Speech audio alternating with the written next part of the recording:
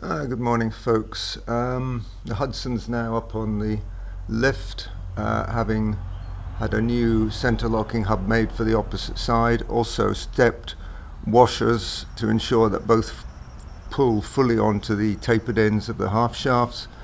That's been done. One of the consequences of being pulled properly down onto the tapered shaft is that the hub's moved in and the brake drum is integral with the hub. So that's moved in.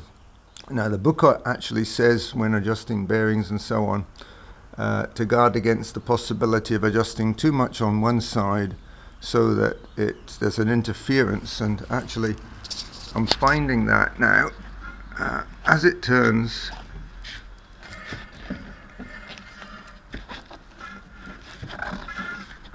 there's interference, not too serious, but I was looking to find out where it was, and it turns out it's at this support for the outer brake band.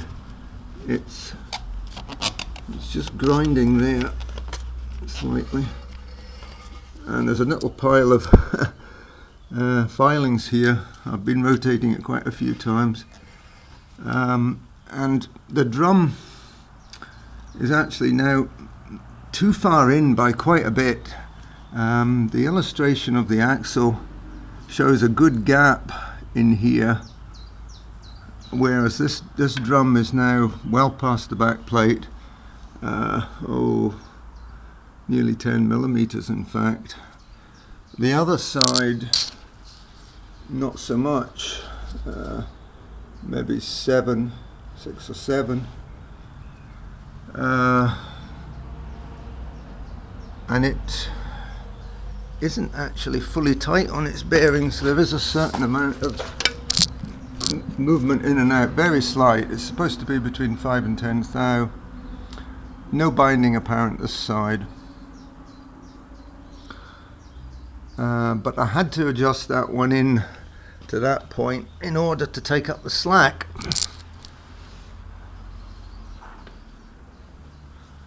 Now this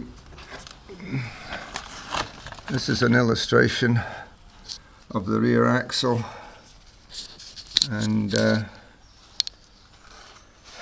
a taper, and the inner cone of the bearing is actually on a portion of the taper, and this outer cone is in a screwed fixing on the end of the axle tube. You screw that in to tighten the thrust bearing.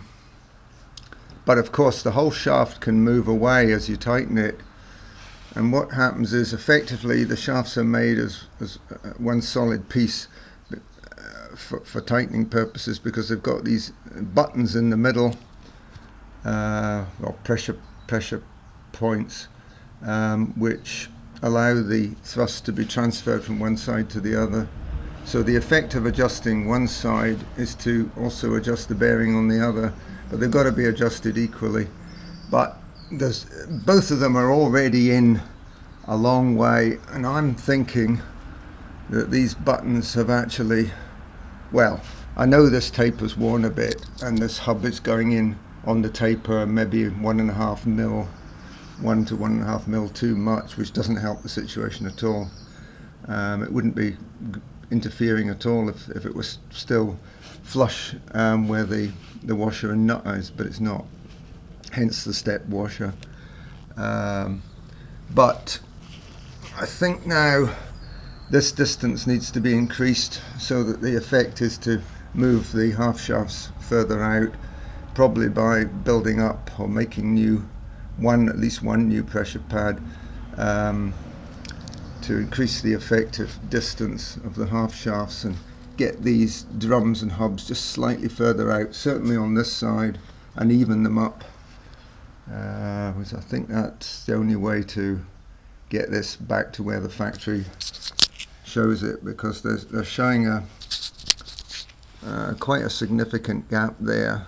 That arm is this arm here. And I think that's possibly the next move, to take that half shaft out and look at that button